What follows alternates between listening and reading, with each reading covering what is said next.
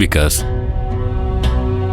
నీకు చెప్పేంత గొప్పవాడిని కాదు, కానీ నీలోని ప్రేమించాను కాబట్టి, ప్రేమంటే ఏంటో తెలుసు కాబట్టి, ఒక్కసారి ప్రేమించిన ప్రేమను దూరం చేసుకోవడం అంత ఈజీ కాదు కాబట్టి నీతో ఇంతసేపు దివ్య గురించి, నీ గురించి, నీ ప్రేమ గురించి, ఆ ప్రేమ గొప్పతనం గురించి చెప్పాను. ఇక దివ్య విషయంలో నువ్వు ఎలాంటి నిర్ణయం తీసుకున్నా అది నీ ఇష్టం. దివ్య గురించి కాకపోయినా నువ్వెంతో ఇష్టపడే రుక్మిణి ఆంటీ కోసమైనా ఆవిడ చెప్పినట్టు చేయి వికాస్.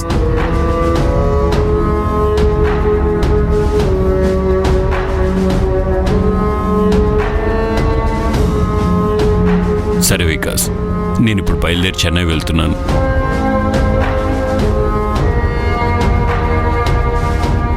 బాయ్.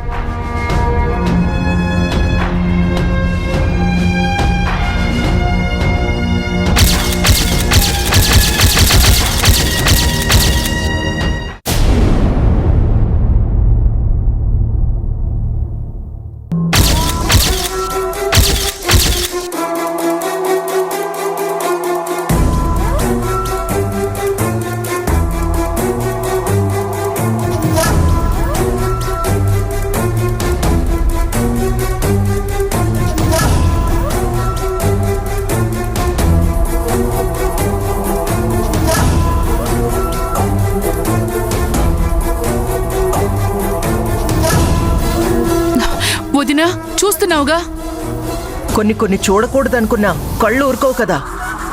అలాని చూస్తూ ఊరుకుంటావా అత్తయ్య? ఎవరిష్టం వచ్చినట్టు వాళ్ళు పెత్తనం చేస్తుంటే, దాన్ని అత్తగారు సమర్థిస్తుంటే చూస్తూ ఊరుకోక నేను చేసేదేముంది? అది కాదు వదినా, వికాస్కి ఇష్టం లేదని చెప్పాక కూడా దివ్యని శోభన గదిలోకి పంపడం ఏమిటని రుక్మిణిని అడుగు. నేనడగను. అత్తయ్య, ఇలా అయితే ఇంకో తప్పు జరిగిపోతుంది కదా. అక్కడ జరిగేది తప్పు కాదు. చేసిన తప్పుకి ఆ దివ్యకి వికాస్ చివాట్లు పెడతాడు. అప్పుడు కాని ఆ దివ్యకి శోభనం గదిలోకి పంపిస్తున్న రుక్మిణికి బుద్ధి రాదు.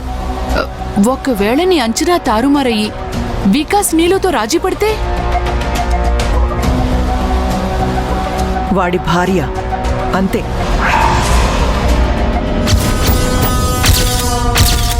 అలా భార్యని వదిలేస్తే మీ అమ్మ దివ్య వికాస్ను ఒకటి చేయడానికి ఇలాంటివి రోజు ఒకటి చేస్తుంది. కాబట్టి ఇప్పుడే వెళ్ళి ఆపుతాను. వెళ్ళొద్దు నాన్న. వెళ్ళకపోతే ఎలా అమ్మా? ఆ దివ్యని శోభనం గదిలోకి వెళ్లకుండా ఆపకపోతే ఇక ఈ జన్మలో వికాస్ నీకు దగ్గర అవడు. అసలు ముందు బావ దివ్యకి దగ్గరైతేనే కదా. అబ్బా, గదిలో ఇద్దరే ఉంటే మనసులు కలిసిపోతాయి. ద్వేషం కోపం పోయి మళ్ళీ దివ్య మీద వికాస్కి ప్రేమ చిగురుస్తుందమ్మా. వికాస్ బావ మనసు అంత బలహీనమైనది కాదు నాన్న. తన మనసంతా నీలోనే ఉంది. అంటే నేనే ఉన్నాను. కాబట్టి నువ్వనుకున్నది జరగదు కాక జరగదు.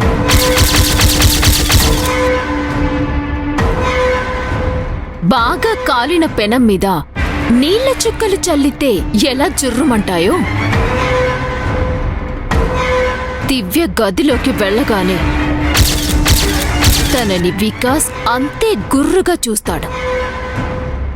సైలెంట్గా ఉందా, తను సైలెంట్గా ఉంటాడు. మాట కలపాలని ప్రయత్నం చేసిందా, వికాస్ మంటలా ఎగిసి పడతాడు. సో ప్రస్తుతం దివ్య పరిస్థితికి కుడితిలో పడ్డ ఎలుకకి పెద్ద తేడా ఉండదు. నీకు తెలీదమ్మా, ఇద్దరు వయసులో ఉన్నారు. మనసు సహకరించకపోతే వయసులో ఉండి ఏం లాభం? సో అమ్మ ప్లాన్ వర్కౌట్ కాదు. ఆ మాట అమ్మ నోట నువ్వే వింటావు. అనవసరంగా టెన్షన్ పడకు నాన్నా.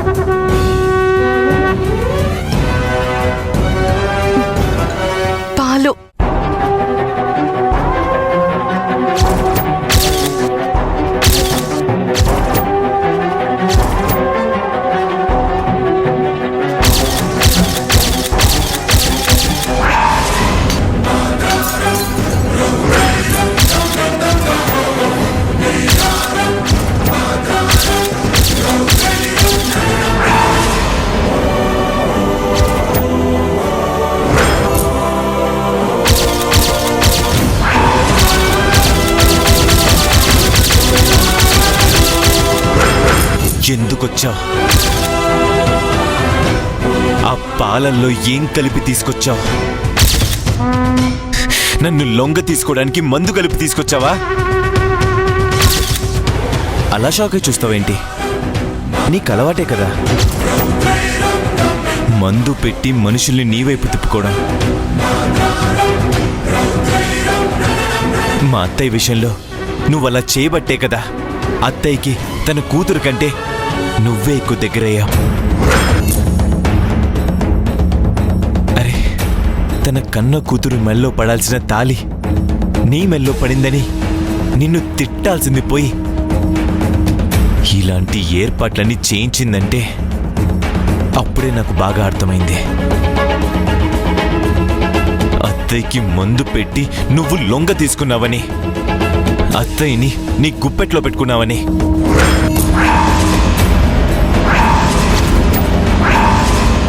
నువ్వంటే నాకిష్టం లేదు, నీ మొహం చూడాలనుకోవడం లేదని నేను ఎంత చెప్పినా సరే నన్ను బ్రతిమాలి ఈ గదిలోకి పంపించింది అత్తయ్య.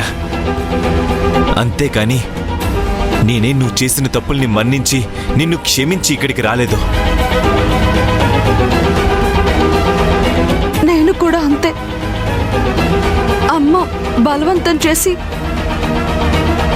ఈ గదిలోకి పంపిస్తేనే వచ్చాను. ఇలా నా దగ్గరికి నిన్ను పంపించడానికి మా అత్తయ్యకి ఇంకేం మందు పెట్టావో?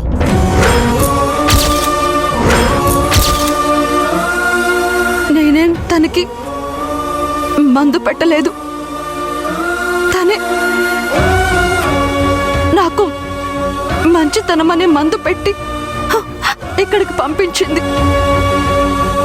ఆ మంచితనంతోనే అమ్మ వెళ్ళమంది కాబట్టే అమ్మ మాట మీద గౌరవంతో ఈ గదిలోకి వచ్చాను. అమ్మ మనసుని బాధ పెట్టకూడదని మీ ముందుకు ఇలా వచ్చాను. నేను ఇలా రావటం మీకు ఇష్టం లేదని నాకు తెలుసు.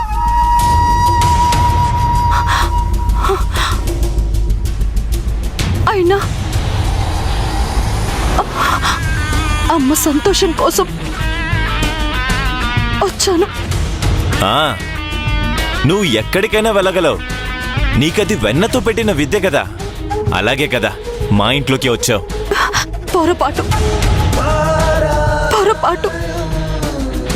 నేను ఇంట్లోకి రావటానికి కారణం నీళ్ళు. మా మధ్య ఉన్న స్నేహమే నన్ను మీ ఇంటికి వచ్చేలా చేసింది. ఓకే, వచ్చిన దానివి నా లైఫ్లోకి ఎందుకు వచ్చావు? అది కూడా నీలో కోసమే. ఓకే, నా మనసులోకి వచ్చావు. ఈ ఇంట్లోకి ఎందుకు వచ్చావు?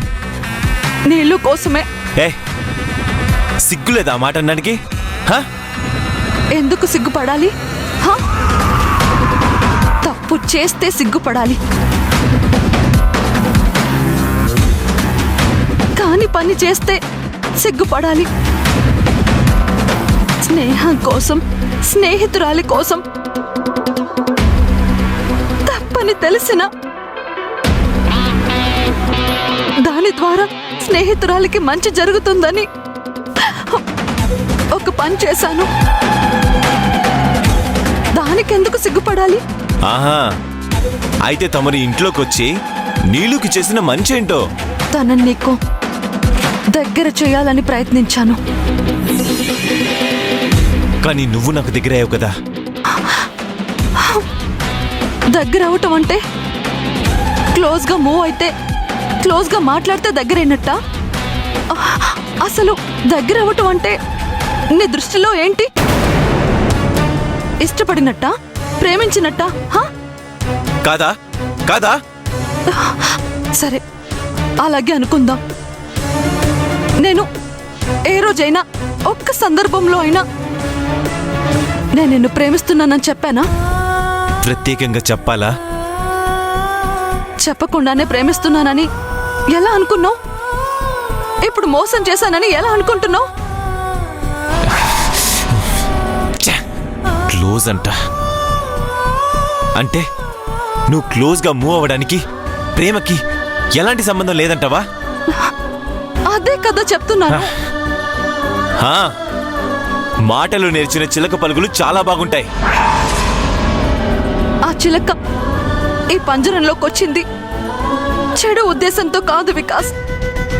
సరే ఓకే, ఈ ఇల్లు పంజరం అనుకుంటూ నువ్వు ఇక్కడే ఉండడం ఎందుకు? వెళ్ళిపోవచ్చు కదా. నేను కానీ మా వాళ్ళు కానీ అంత జరిగినా నిన్నింట్లోకి రానిచ్చింది నీ మీద అభిమానంతో కాదు, మా అత్తయ్య మీద ప్రేమతో. చనువిచ్చాం కదా అని ఇలాంటి పిచ్చి పిచ్చి వేషాలు వేస్తే అది సంస్కారం అనిపించుకోదు. నువ్వు మాట్లాడే ప్రతి మాటకి నేనిచ్చే ప్రతి సమాధానం ఎదిరిస్తున్నట్టు కాదు. అసలు అసలు నాకు ఆ ఉద్దేశమే లేదు వికాస్. ఒక విషయం చెప్పనా? సంస్కారం అన్నావు కాబట్టి నేను ఎలాంటి స్వార్థంతో ఈ ఇంట్లోకి రాలేదు. కేవలం నీలోకిచ్చిన మాట కోసమే ఇక్కడికి వచ్చాను. నేనే గనక స్వార్థంతో ఇక్కడికి వచ్చుంటే ఎప్పుడో నేనే నీలుని అని నిన్ను మోసం చేసి ఈ తాళిని ఎప్పుడో కట్టించుకునేదాన్ని. ఈ ఇంటి మీద ఎప్పుడో పెత్తనం ప్రదర్శించేదాన్ని. నా మనస్తత్వం అది కాదు. మా అమ్మ నన్ను అలా పెంచలేదు.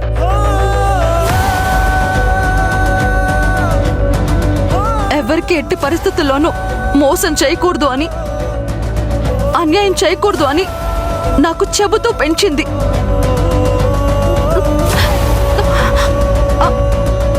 అలాగని నేను చేసింది అసలు తప్పే కాదని నేను వాదించను. స్నేహం కోసం నేను చేసింది ఒప్పే అయినా మీ అందరి దృష్టిలో అది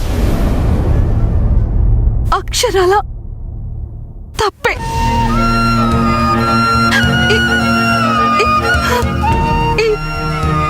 ఈ తప్పుని కూడా ముందు బయట పెట్టకపోవడం నా తప్పే వికాస్. నిన్ను, నీ మనసుని ఇవాళ ఇంత బాధ పెట్టడం నా తప్పే. నేను ఒప్పుకుంటున్నాను. ఇన్ని తప్పులు చేసిన నన్ను నువ్వు అసహించుకుంటావని తెలిసిన ఈ గదిలోకి ఎందుకొచ్చానో తెలుసా? అమ్మ కోసం. ఇప్పుడు నేను చేసిన తప్పులకి నువ్వు ఎలాంటి శిక్ష విధించినా మారు మాట్లాడకుండా, నీతో వాదించకుండా ఆ శిక్షని నేను అనుభవిస్తాను. నా తప్పుల్ని క్షమించు వికాస్, క్షమించు. తీయని మాటలు చెప్తే పొంగిపోను, చల్లని కబుర్లు చెప్తే కరిగిపోను. దేవ అత్తయ్య వల్ల ఇంట్లోకి అడుగుపెట్టావు. మా అత్తయ్య ప్రోద్బలంతో ఈ గదిలోకి రాగలిగావు. అంతే, అక్కడితో ఆగిపో.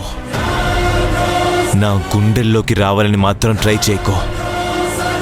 అది ఎప్పటికీ జరగదు, ఎప్పటికీ.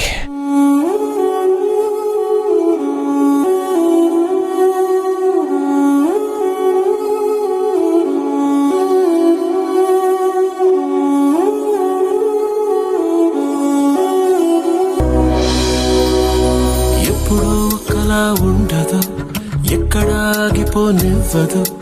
ఎదరేమున్నదో చెప్పదు కదిలే సమయం నీడలా జ్ఞాపకం వదలదు తోడుగా ఏ నిజం నడవదు ఒంటిగా సాగటం తప్పదు జరిగే పయనం నీతోనే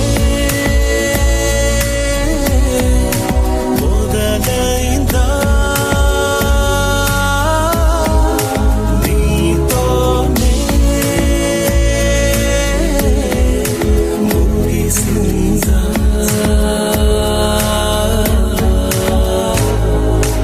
ఎప్పుడో ఒకలా ఉండదు ఎక్కడ ఆగిపోనివ్వదు ఎదరేమున్నదో చెప్పదు కదిలే సమయం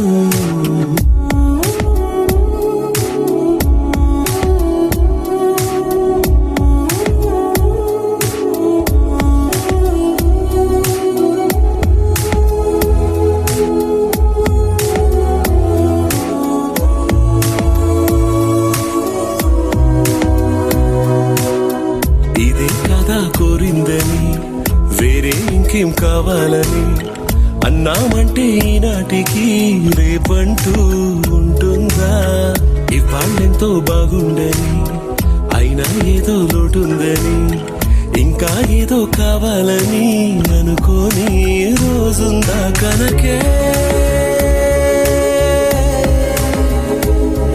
మన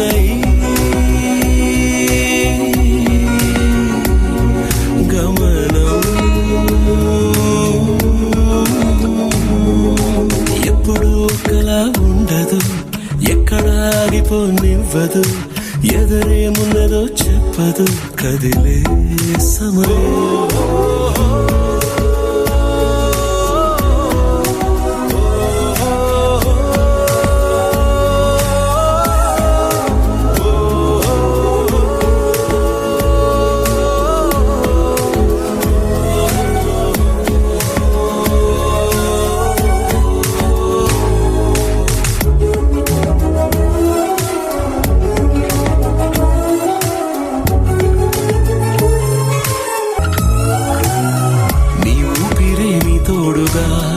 నీ ఊహలే నీ దారిగా నిన్నే నువ్వు వెంటాడక ఏ తీరం చేరవుగా కష్టాలనే కవ్వించగా కన్నీళ్ళనే నవ్వించగా ఇబ్బందులే ఇష్టాలుగా అనుకుంటే చాలు కదా కనకే మన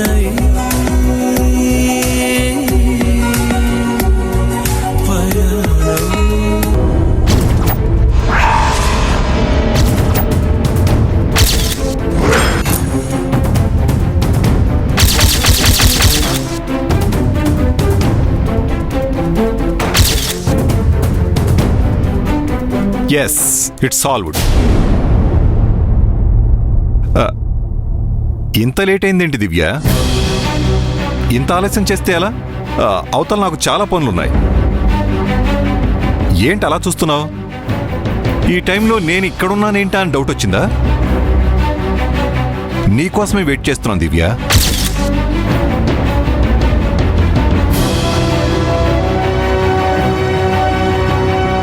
వెయిట్ చేయడం ఏంటా అని ఇంకో డౌట్ వచ్చిందా? నువ్విలా చేతిలో లగేజ్తో ఇంట్లోంచి వెళ్ళిపోతావని నేను ఎక్స్పెక్ట్ చేశానమ్మా.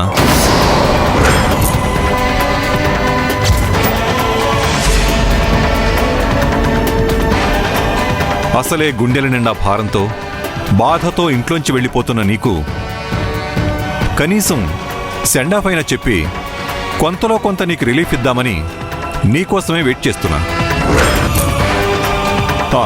రా, బండికు డ్రాప్ చేస్తాను. నీ ఇష్టం. బస్ స్టాండ్లో అయినా రైల్వే స్టేషన్లో అయినా ఎక్కడ డ్రాప్ చేయమంటే అక్కడ డ్రాప్ చేస్తాను. రా, త్వరగా ఎక్కమ్మా. మళ్ళీ ఇంట్లో వాళ్ళెవరైనా నిన్ను చూస్తే నీ మనసు మార్చి నిన్ను ఇంట్లోకి తీసుకెళ్ళిపోతారు. కమాన్ దివ్య, గెట్ ఇన్. నా దారి నేను పోతాను కదా, ఈ పోలీసోడికి ఈ డ్యూటీ ఎందుకు అనుకుంటున్నావా? పోలీసోడిని మాత్రమే అయితే నీకోసం ఇలా ఇక్కడ వెయిట్ చేసేవాణ్ణి కాదమ్మా. చెల్లెలిలా రాత్రిపూట ఒంటరిగా వెడుతుంటే చూస్తూ ఊరుకోలేను కదా. అందుకే నిన్ను ఎక్కడ డ్రాప్ చేయమంటే అక్కడ డ్రాప్ చేసి అన్నయ్యగా నా బాధ్యతను నిర్వర్తిద్దామని వెయిట్ చేస్తున్నాను. కమాన్ రా దివ్య, వచ్చి కారెక్కు. కానీ ఒక్క క్షణం అమ్మా, వెళ్ళిపోయి ఏం చేస్తావు? నీ మెడలో తాడిని చూసి నీ భర్త ఏడి అని ఎవరైనా అడిగితే అలా అడిగిన వాళ్ళకి నువ్వేం సమాధానం చెప్తావు? చెప్పమ్మా.